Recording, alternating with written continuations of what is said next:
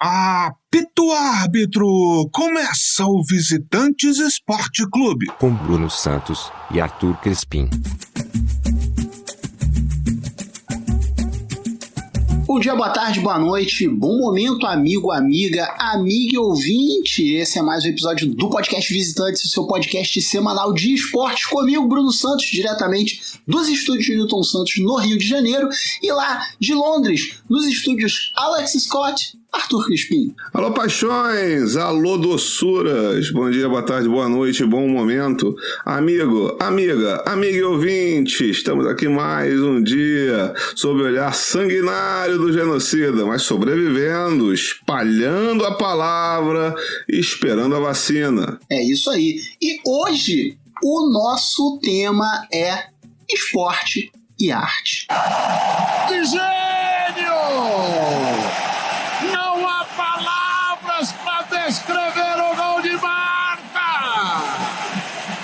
Não há palavras! E o que falaremos sobre esporte e arte, Arthur? O que vamos destrinchar para os nossos ouvintes hoje? E a partir desse mimoso tema, separamos algumas grandes figuras das mais diversas formas de arte que tiveram seus pés ou mãos no esporte, né? Então vamos desfilar alguns nomes muito conhecidos para nossos ouvintes, com alguns esportes insólitos, ou no entanto, mas que surpreenderá a audiência. Com certeza, com certeza. E começando com ele, o grande, o cara que provavelmente fez, se você é da nossa idade, a gente tem como verificar os ouvintes, a idade dos ouvintes e tal, o pessoal, a audiência, e mais ou menos é a galera aqui da nossa idade. Não estamos falando que não podemos ter ouvintes de outra idade, aliás, queremos, convidem as pessoas mais novas, mais velhas, chama pra gente, mas se você é uma galera da nossa limite de 30 e pouco a 40 e poucos anos, esse cara, ele embalou em algum momento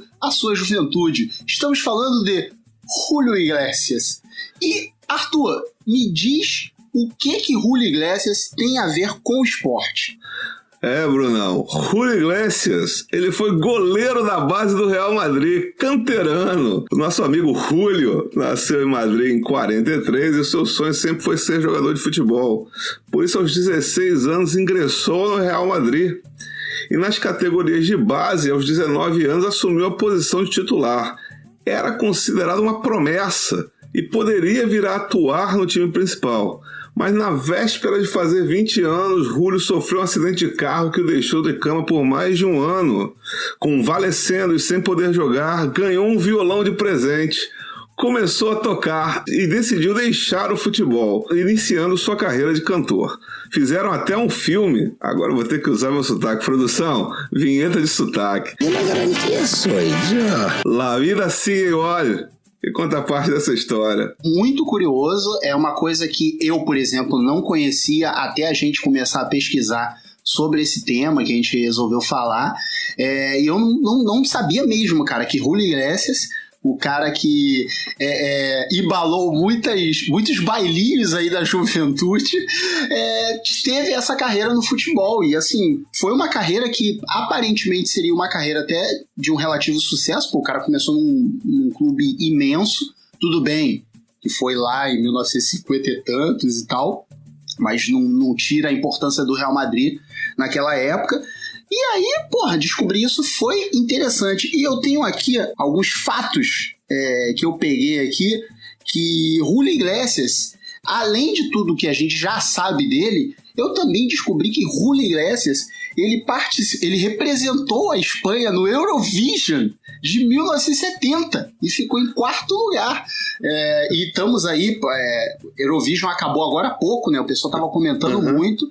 E foi interessante saber que o pai de Henrique Iglesias participou do Eurovision em 1970. Pois é, cara, Eurovision que é uma coisa séria, competição muito famosa aqui, eu nunca perco, gosto muito de assistir, recomendo a todos, inclusive, né, porque sempre tem umas músicas bregas muito boas, então é sempre bacana.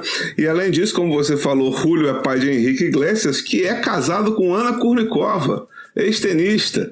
Além disso, Henrique Iglesias fez muito sucesso, não só como cantor, mas como empresário, lançando uma linha de camisinhas tamanho PP. É verdade! É verdade, ele lançou uma linha de camisinhas tamanho PP. E para finalizar esse leque de curiosidades, bom lembrar que Julio Iglesias era a trilha sonora do programa Namoro na TV de Silvio Santos. Na parte do bailinho tocava Crazy. O Iglesias sensacional. Passemos aqui então para a próxima atleta artista, que é ela, cara, Simone. E aí você me pergunta, qual Simone? Ela mesmo, a Simone que todo final de ano tá cantando Então é Natal em todos os shopping centers desse país. Simone já teve a sua carreira como esportista. Correto, Arthur? É, amigo, Simone jogou basquete, mas ela não foi uma jogadora de basquete sui generis. Simone foi convocada para a seleção brasileira.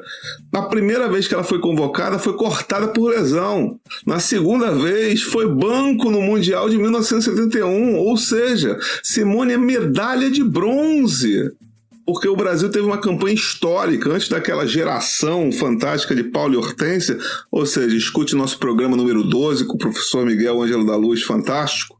Antes disso, o Brasil teve essa chuva de verão, que foi o Mundial de 71, quando ganhou a medalha de bronze. Mas isso não foi suficiente para Simone. O fato dela ter ficado no banco de reservas naquele Mundial a desestimulou. E aí o Brasil ganhou uma grande cantora de MPB. Certo, Brunão? Certíssimo, e eu fico imaginando que talvez Então é Natal, essa versão que ela criou, foi uma vingança por não ter jogado durante o Mundial de 71 e a gente é obrigado a ouvir isso tudo, que aliás Simone faz aniversário no dia 25 de dezembro.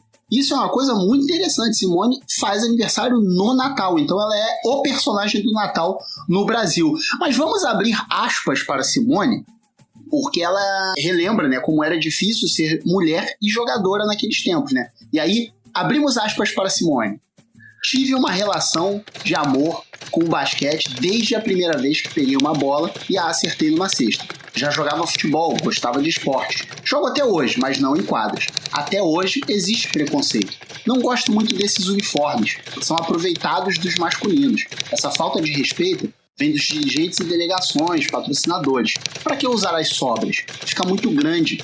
Meu pai tinha receio que eu jogasse. Depois que viu que era uma luta em vão, aceitou. Existe falta de apoio ao esporte feminino. O vôlei teve ascensão, mas o basquete não está onde merece. Espero que um dia tomem vergonha na cara e abram portas para as mulheres. Precisamos peitar, não podemos abaixar a cabeça e dar vencido. Grita, enfrenta tudo. Nunca fui submissa, sempre briguei pelo que queria. Somos 9 irmãos, meu pai era machão, queria segurar a gente, resguardar a gente. Precisa ter agressividade para se defender. As dificuldades eram maiores naquela época. Hoje temos uma voz mais ouvida, mas os problemas continuam. Matam, estupram, tudo isso tem. O mundo sempre foi muito masculino. Precisa estar sempre ali se mostrando. Nós mulheres somos especiais. Fecha aspas para Simone. É, amigo, Simone realmente fantástica, né? E ela dizendo ali que ainda joga, mas sem quadra, sem nada. Me lembra aquela grande música que ela gravou com o Martinho da Vila, que ela diz que quando a saudade bate forte é envolvente, que é ex-amor, uma grande ode, a sensualidade de uma relação que passou. Além disso, só para complementar as curiosidades, não só Simone nasceu no dia 25 de dezembro, assim como Joel Natalino Santana. Make it play in the left, the right, in the middle. In the middle. Papai Joel. E tem mais algumas coisas aqui. Uma informação curiosa da Simone, que envolve já a carreira dela como música e engloba um pouco de esporte pela situação em si, porque foi com o fim da censura à música. Se você que está ouvindo isso não se lembra, vivemos uma ditadura militar no Brasil e as músicas eram censuradas, muita coisa não podia acontecer, o pessoal tinha que se esconder e tal, não podia apresentar isso. Mas assim que a censura acabou, ela foi a primeira cantora a lotar um estádio sozinha.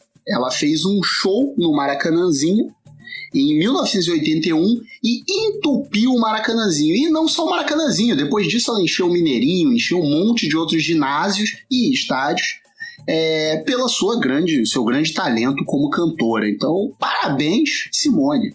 É verdade, grande Simone, muitas vezes injustiçada, porque Então é Natal ficou com esse estigma de ser uma canção muito chata, porque Então é Natal é para o Natal que uma partida de futebol é para canções de esporte.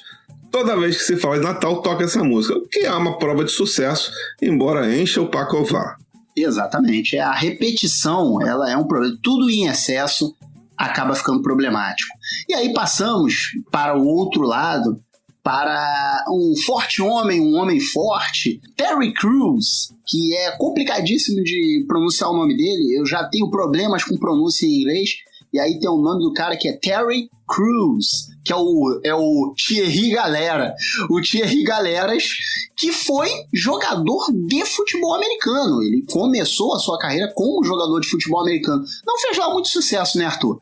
Não fez. O nosso Julius, o Julius também de Todo Mundo Odeia o Chris, jogou apenas 6 jogos no Rams, quando foi selecionado em 91, e o Rams estava entre os piores da liga. Ele teve, inclusive, um problema sério, porque 2 anos depois ele assinou com o seu segundo time, o San Diego Chargers, e não valeu muito a pena, porque ele teve uma concussão, batendo capacete, não valeu a pena bater capacete pelos Chargers, e a passagem de Terry por lá também foi curta. Foram 10 partidas, mas não o suficiente para ter seu contrato renovado, e ele foi liberado de equipe mais uma vez.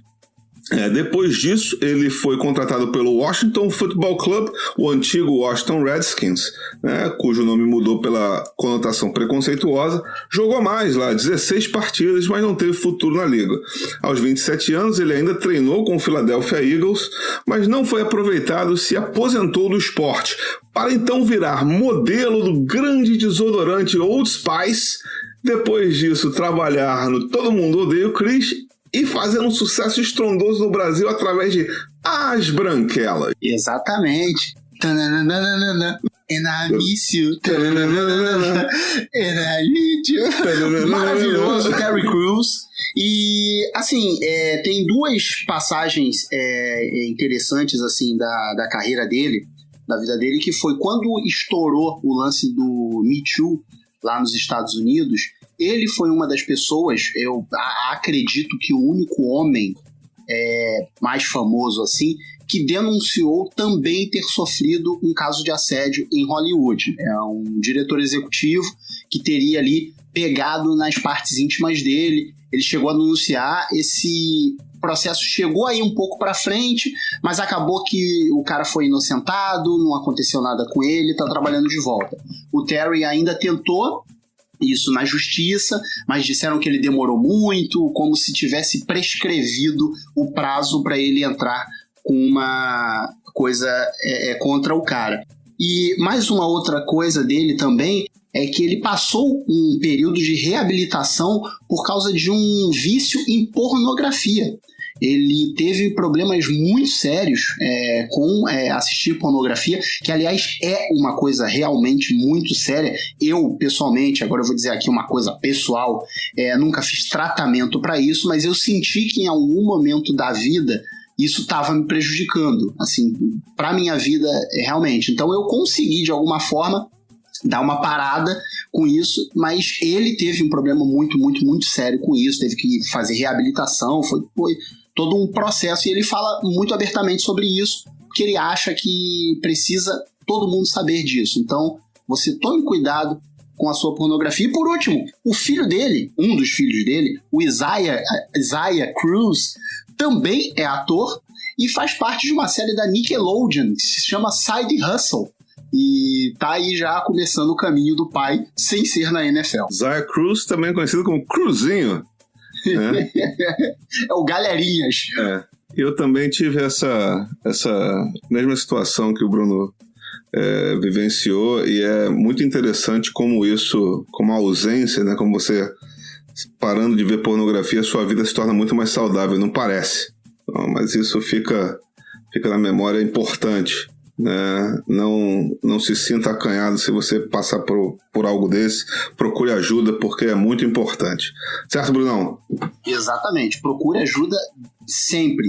Porque realmente a gente acha, é uma coisa tão naturalizada, porque desde que a gente é muito novo, a gente ouve falar de pornografia, mas o pai sempre vai lá e compra aquela revistinha de mulher pelada pra você e tal, e você cresce acostumado com aquilo, é uma coisa normal. Você não percebe que aquilo vai acabando com você. E aí quando você percebe é tarde demais, bicho. Mas tem solução, tem tratamento, procure ajuda. Passando então para o próximo ator marombado de Hollywood, que um dia já foi artista, temos ele que é menos marombado que Terry Crews, mas também é bem fácil ser menos marombado que Terry Crews, porque Terry Crews é muito marombado. Mas temos aqui o grande Jason Statham, que competiu com saltos ornamentais. O cara fazia parte de uma equipe de saltos, quer dizer, ele era um atleta de saltos ornamentais. Conta um pouquinho pra gente isso aí, Arthur. Então, o Jason Statham, ele competiu nos saltos ornamentais no Commonwealth Games de 1990. E aí você me pergunta, caro ouvinte, o que são os Commonwealth Games? Commonwealth Games é como se fosse uma grande Copa do Nordeste do mundo. Por quê? Reúne todas as colônias inglesas, exceto os Estados Unidos, e participam de 4 em 4 anos, normalmente em anos de Copa do Mundo, para bater com as Olimpíadas, de um grande Copa do Nordeste, Jogos de Verão. Com alguns esportes muito tradicionais, como saltos ornamentais, natação, atletismo, coisa e tal, e outros esportes muito esquisitos, como o netball, que é uma mistura de basquete queimado, por exemplo, ou cricket, que é um beisebol elegante, que as pessoas jogam de pullover. Essas coisas. Mas é isso aí. Voltando, o Jason se apaixonou pelos saltos ornamentais quando criança, integrou a seleção britânica por 12 anos. A dedicação à intensa rotina de treinamentos foi recompensada com a participação em várias competições importantes, e a principal delas foram os Commonwealth Games, os Jogos da Comunidade Britânica, em Auckland, Nova Zelândia, em 1990. Mas o desempenho de Statham, na época com 23 anos, não foi dos melhores. 8º lugar no trampolim de 1 metro. 11º lugar no trampolim de 3 metros e na plataforma de 10 metros. A vida de Statham tomou outro rumo enquanto ele treinava no Crystal Palace, o clube da Premier League, em Londres. O saltador foi abordado por uma agência especializada em transformar atletas em modelos, e além de trabalho para grifes de roupas, Jason fez participações em videoclipes até finalmente estrear no cinema em 98 com o filme Jogos, Trapaças e 2 Canos Fumegantes. A partir daí, o britânico se tornou um popular ator de filmes de ação. E eu tenho algumas coisas aqui pra falar de Jason Statham que, apesar de ele não ser mais atleta, ele continua um homem que gosta de esportes. Ele faz, por exemplo, wakeboarding, ele gosta de andar de jet ski, windsurf e faz muito escalada. Escalada que vai estrear nos Jogos Olímpicos de Tóquio. Uma outra coisa, assim, aí ele passou pra fazer filmes, fez o filme que o Arthur comentou, né, Jogos Trapaças e 2 Canos Fumegantes, mas ele também fez outros filmes que eu vou destacar só alguns aqui, que seriam Adrenalina, que eu acho 2 filmes fantásticos. Eu conheci o Jason Statham assistindo Adrenalina e são filmes maravilhosos. Velozes e Furiosos, ele participou de muitos filmes da franquia, e também Carga Explosiva, uma outra série também com ele, que é muito legal, e Os Mercenários, que é aquele grande 11 Homens e um Segredo de ação, com pessoas muito mais velhas e dando tiro em vez de só roubar lugares na Silenciosa. E quando a gente fala do Mercenários, por exemplo, tem uma situação curiosa do Jason Statham, é que ele caiu com um caminhão no Mar Negro durante as filmagens de Mercenários 3, porque o freio simplesmente não funcionou e ele saiu da estrada, bicho, e caiu dentro do Mar Negro, assim, loucura. E já que estamos falando de filmes, Jason Statham e Jogos Trapaços e 2 Canos Fumegantes, passamos para o próximo ator da nossa lista, que é ele, Vinnie Jones, que também fez este filme junto com Jason Statham e também era um grande atleta. Grande naquelas, né, Arthur? Era esforçado. Porém, Vinnie Jones foi campeão da FA Cup pelo Wimbledon em 1988, uma das maiores zebras do futebol inglês. Esse time do Wimbledon era conhecido pelo singelo apelido de Crazy Gang e comemorou o título da FA Cup de 1988 fazendo uma singela bunda lelê em frente ao público no estádio de Wembley, o que foi sensacional. Inclusive, sobre essa vitória do Wimbledon sobre o Liverpool, que era o grande time da época, o grande narrador John Watson tirou onda, narrou o gol do Wimbledon e disse que the Crazy Gang has beaten the Culture Club. And there it is! The Crazy Gang have beaten the Culture Club. Porque o Liverpool era o clube da moda na época, e isso ficou muito enraizado até hoje nos melhores momentos do futebol inglês, no Match of the Day e tal, que é um programa famoso, os gols do Fantástico daqui, aparece isso. Além disso, o Vinnie Jones foi capitão da seleção galesa de futebol. Jogou no Chelsea, na época que o Chelsea era um time muito mais ou menos, jogou no Leeds, e no final da sua carreira tentou ser técnico e jogador pelo Queen's Park Rangers. Não deu muito certo, e aí ele foi recrutado por Guy Ritchie para fazer jogos trapaças de 2 canos fumegantes junto com Jason Statham, e nesse filme todo mundo brilhou. Guy Ritchie foi fazer Snatch, depois casou com a Madonna, Jason Statham virou Jason Statham e Vinnie Jones virou Vinnie Jones, inclusive sendo Juggernaut no X-Men. Exatamente, e Vinnie Jones, que era um carniceiro em campo, se você procurar os melhores momentos de Vinnie Jones enquanto jogador de futebol, bicho, o cara era completamente... ele é como se ele fizesse os personagens que ele faz no cinema hoje enquanto ele era jogador, porque ele tava ali, era pra matar os adversários, com certeza. E diferente de todos os outros que a gente comentou, ele teve uma carreira de relativo sucesso no futebol. Ele teve uma carreira até longa, vamos dizer assim, e de relativo sucesso. O cara jogou por muito tempo e tal. Então, parabéns, Vinnie Jones, por ter feito isso. Guardadas as devidas proporções, vamos dizer assim, é como se o Gun tivesse terminado a carreira e virado ator da Globo. Mais ou menos, assim, porque o Gun acho até que ganhou mais títulos, com o Fluminense, foi campeão brasileiro e tal, mas aí a gente equilibra porque o Gun não jogou na seleção, mas era mais ou menos no mesmo nível, assim, técnico, e é como se o Gun tivesse virado um ator da Globo. Exatamente. Agora, eu tenho algumas coisas aqui para falar sobre Vinnie Jones que eu garimpei pela internet. Já falamos de Jogos Trapaços, 2 Canos Fumegantes, Snatch, que ele também fez com Guy Ritchie. Guy Ritchie foi e levou ele para Snatch. O Arthur já comentou sobre X-Men, que ele foi Juggernaut. E, em geral, ele sempre faz vilão, mafioso e tal, normalmente. Mas ele tem algumas coisas interessantes que foram 2 condenações que ele teve. Em 98, ele foi condenado por agressão contra um vizinho dele. E em 2003, ele foi condenado por agressão e comportamento ameaçador durante o voo, onde ele estapeou um passageiro e ameaçou matar todos os tripulantes do voo.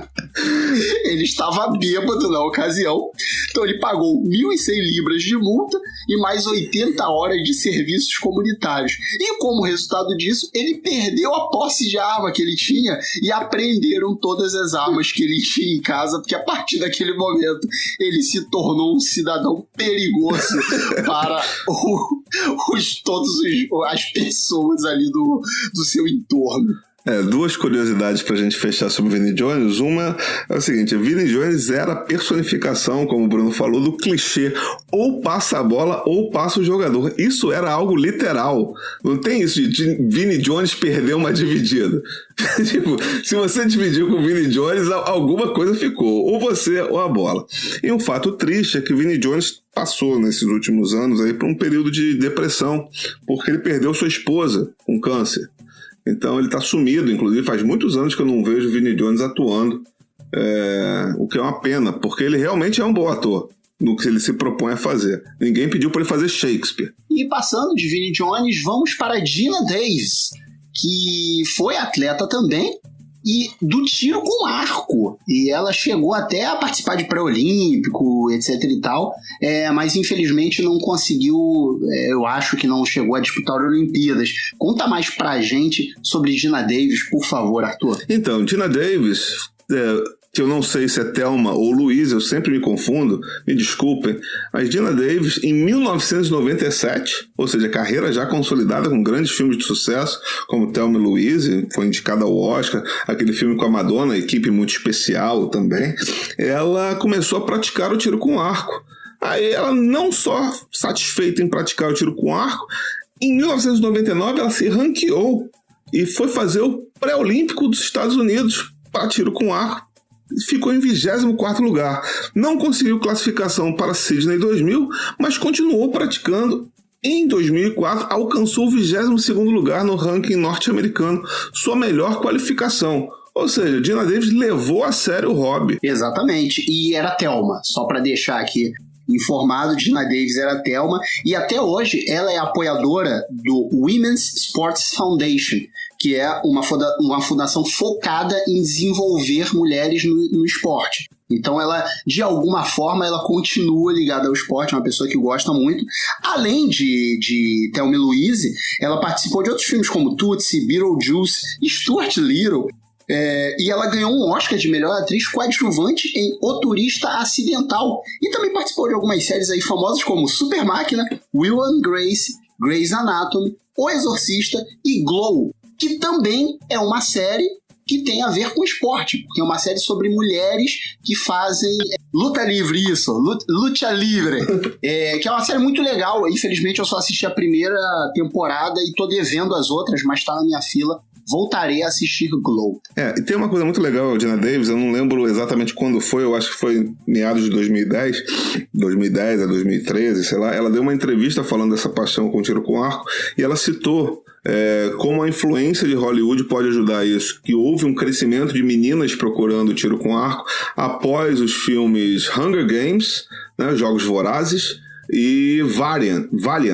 oh meu Deus, Valiant, da Ruivinha, uma animação que tem a menina ruiva.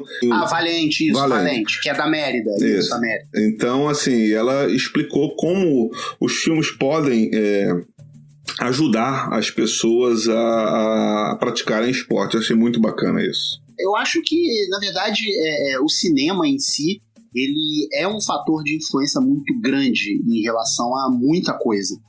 A gente acaba se influenciando porque a gente vê quem nunca quis ser um espião em algum momento de tanto ver filme do 007, tá ligado?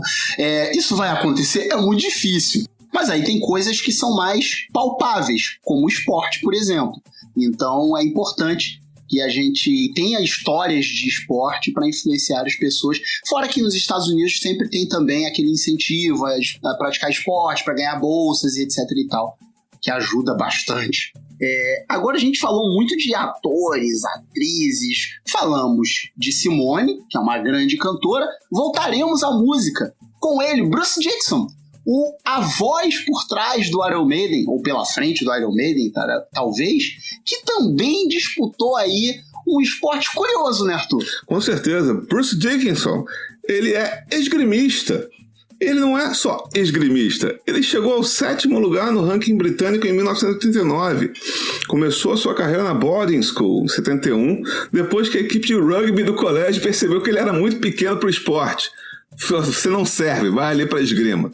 Precisava encontrar um esporte que pudesse despejar sua raiva, sua frustração, sem deixar de usar o cérebro. E por isso ele ingressou na equipe de esgrima. 2 anos depois, em 73, foi oferecido a ele o posto de capitão. Mas nosso esgrimista, na época, estava mais interessado em azarar mulheres e beber cerveja nos pubs. Mr. Dickinson, então, parou com a esgrima até o final da Peace of Mind World Tour. Peace of Mind é um grande disco do Iron Maiden. Foi no final da turnê que ele deu um restart na carreira, treinando mais a sério do que na adolescência. Então, a partir disso, Bruce Dickinson virou um grande esgrimista. Ele fundou em 25 de julho de 88, num bairro aqui de Londres chamado Chiswick, inclusive um bairro vizinho, uma empresa chamada Duelist, quando ele percebeu que o seu esporte estava um pouco negligenciado no Reino Unido.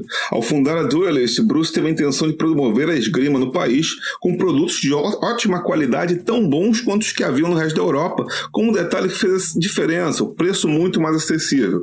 Os atributos levaram ao crescimento rápido da empresa no mercado e sua empresa, em 96, patrocinou James Williams, o único esgrimista do Reino Unido nos Jogos de Atlanta. A empresa continua em atividade até hoje. Sensacional, assim, curioso, né? E aí depois, já que ele parou com a esgrima, ele teve que descontar suas raivas e frustrações no heavy metal, e o fez de forma brilhante. O faz ainda, ele continua como vocalista do Iron Maiden. E aí eu tenho 2 coisinhas aqui curiosas para falar sobre Bruce Dickinson, que além de vocalista e de esgrimista, ele foi piloto comercial. O cara chegou a pilotar para a Astros Airlines, que é uma companhia que não existe mais. E não só isso, Bruno. Ele não só foi piloto comercial, como até hoje ele pilota o avião do Iron Maiden nas turnês. É ele que leva a banda.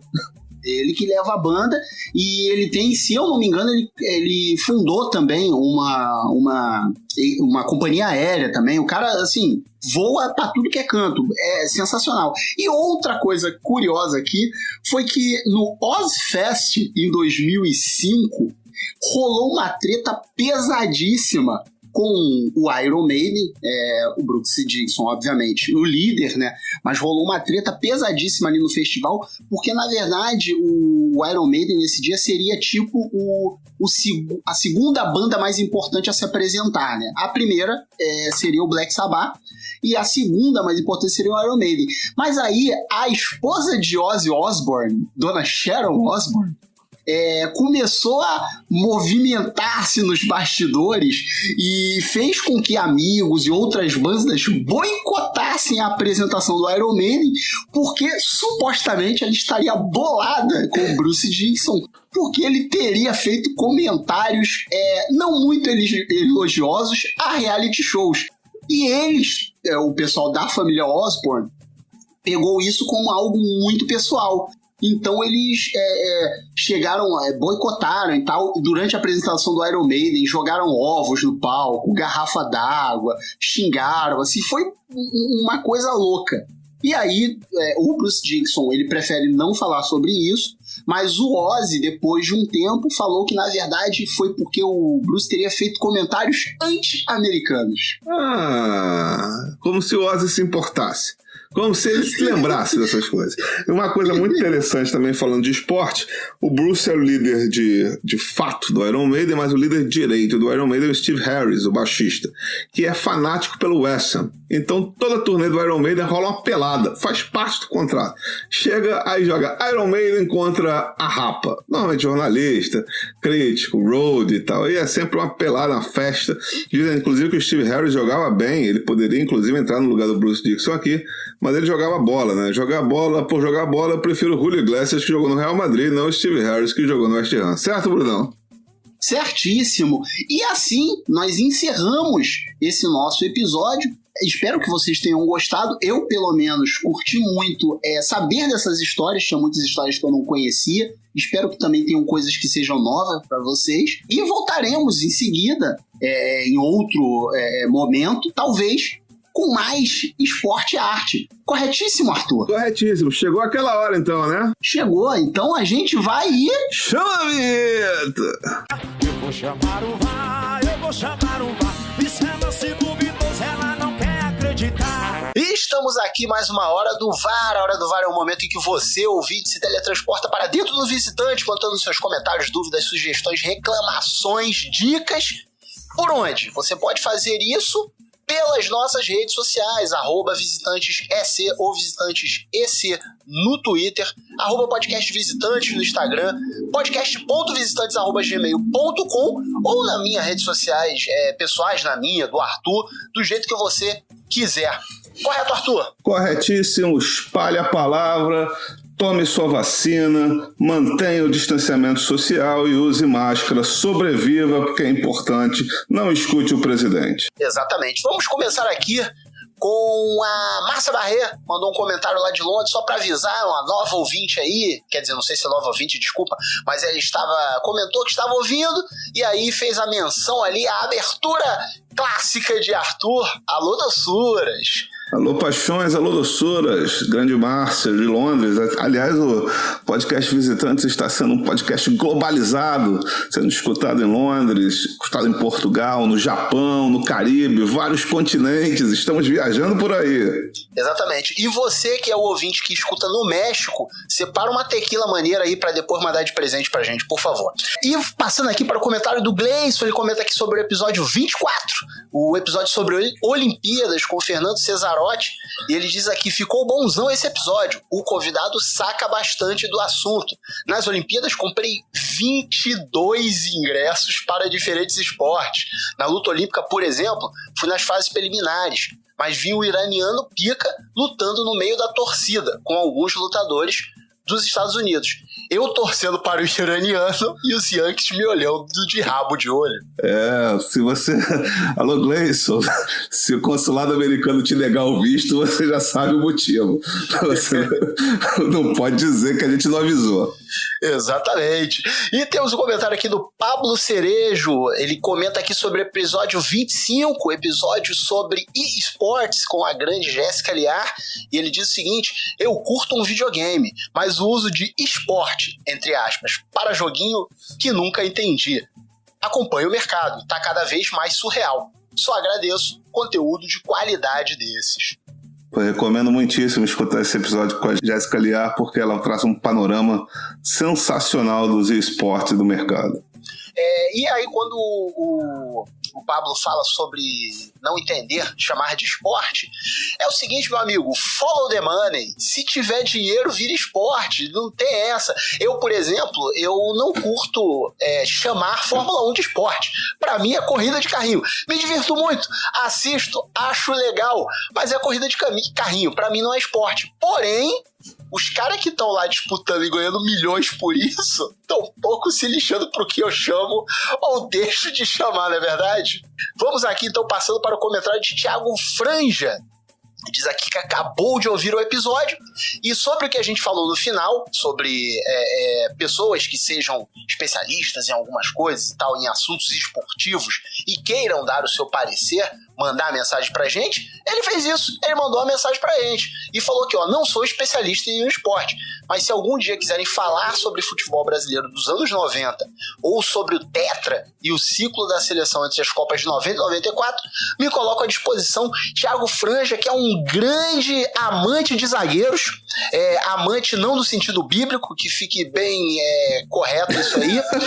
Thiago, que é um grande zagueiro, parceiro lá, nos conhecemos também na Trifon Ivanov e ficamos felizes pelo seu comentário, pela sua audiência e pode ter certeza, Thiago, que estaremos abusando de você em algum momento, com certeza. Até porque a década de 90 revelou vários grandes jogadores, 3 Copas do Mundo, 2 delas maravilhosas, 94 e 98, uma horrorosa de 90, e grandes uniformes de futebol. As melhores coleções de design futebolístico estão nos anos 90. Com certeza. E vamos ficando por aqui. Por favor, continue mandando seus comentários, tudo, pode falar sobre qualquer coisa que vocês quiserem, que estaremos aqui para ouvir e responder, ou talvez não, vai depender muito da gente ter visto o seu comentário ou não, mas a gente sempre vê todos, eu tenho quase certeza disso. Então, um grande abraço para todos vocês e até a próxima semana. Até a próxima semana. Semana que vem estaremos com você na grama, no saibro, no piso duro ou numa casinha de sapê. Beijo e até! Esse podcast é uma realização da BSC Produções.